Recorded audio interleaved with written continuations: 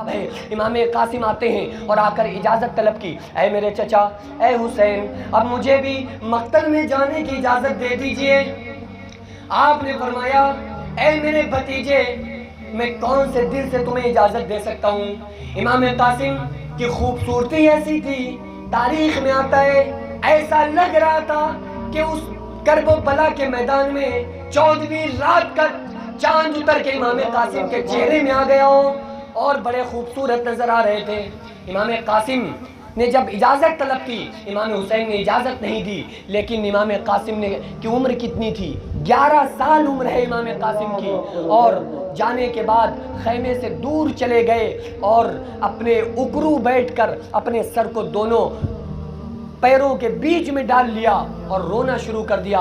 سیدہ زینب نے آ کر پوچھا، پھوپھی نے آ کر پوچھا، اے بھتیجے قاسم، کیوں روتے ہو؟ کس بات نے تمہیں رلایا ہے؟ امام قاسم فرمانے لگے، پھوپھی، میں 11 سال کا ہو گیا، لیکن آج تک مجھے والد حسن کے جانے کا، ان کی شہادت کا غم نہ تھا، مجھے اپنی یتیمی کا احساس نہ تھا، لیکن آج قاسم کو اپنی یتیمی کا احساس ہو رہا ہے۔ پوچھا، بیٹا تمہیں یتیمی کا احساس کیوں ہو رہا ہے؟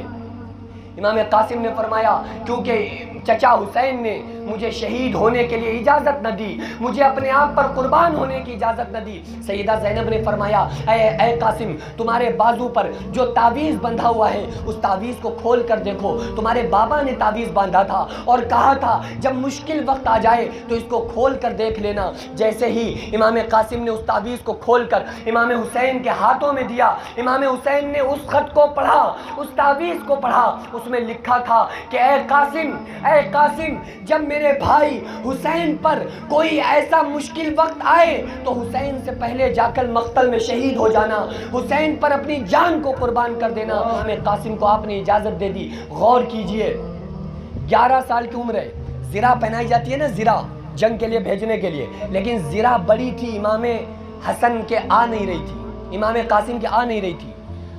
اب کیا کیا جائے؟ امام قاسم نے فرمایا، اے چچا حسین، میں بغیر زرہ کے جاؤں گا، مجھے بغیر زرہ کے مقتل میں جانے کی اجازت دیجئے۔ یہ مقتل کوئی مارکیٹ نہیں تھی، یہ مقتل تھا، مقتل جہاں قتل کیا جا رہا تھا، جہاں سر کو تن سے جدا کیا جا رہا تھا۔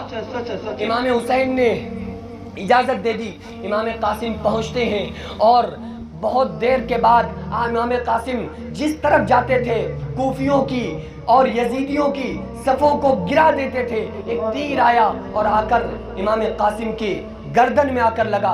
امام قاسم فوراً ہی زمین کی طرف آ جاتے ہیں، اور جب تک امام حسین علی مقام علیہ السلام مقتل میں امام قاسم کو اٹھانے پہنچے تو دیکھا کہ امام قاسم کا سر الگ ہے، انگلیاں الگ ہیں، ہاتھ الگ ہیں، پیر الگ ہیں۔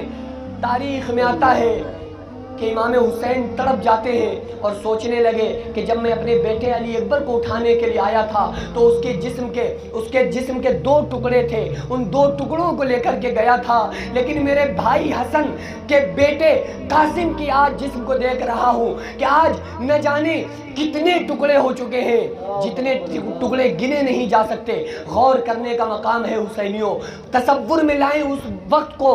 امام حسین نے اپنے رومال کو اٹھایا اور اس مقتل میں بچھا دیا، بوٹیوں کو اٹھا کے، امام قاسم کی بوٹیوں کو اٹھا کے اپنے رومال میں رکھنا شروع کیا۔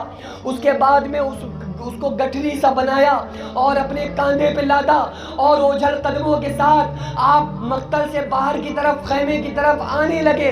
جیسے ہی مقتل میں آ کر گٹھری کو کھولا تو کبھی چہرے کو چوم رہے ہیں، کبھی ہاتھ کی بوٹی اٹھا کر چوم رہے ہیں، کبھی چہرے پر بوسہ لے رہے ہیں، لیکن امام حسین علی مقام باہر نکل جاتے ہیں، روتے ہوئے باہر نکلے۔ سیدہ زینب نے پوچھا، بھائی حسین کیا بات ہے، آپ کیوں رو رہے ہیں، کیوں پریشان ہو رہے ہیں؟ امام حسین نے فرمایا میرے بھتیجے قاسم کی پیر کی انگلی نہیں مل رہی، شاید کسی گھوڑے کے ٹاپو میں پھنس گئی ہوگی، ڈھونڈنے کے لیے جا رہا ہوں، دیکھوں جا کر میرے بھتیجے قاسم کی وہ انگلی کہاں ہے۔ آپ سوچ کر دیکھو، آپ روتے ہو اس لیے کیونکہ آپ سن رہے ہو، میں بیان کر کے روتا ہوں اس لیے کیونکہ میں بیان کر رہا ہوں۔ غور کیجئے اس امام زین العابدین پر جس نے سن کر نہیں، سارا منظر آنکھوں کے سامنے دیکھ رہے تھے۔ سیدہ سکینہ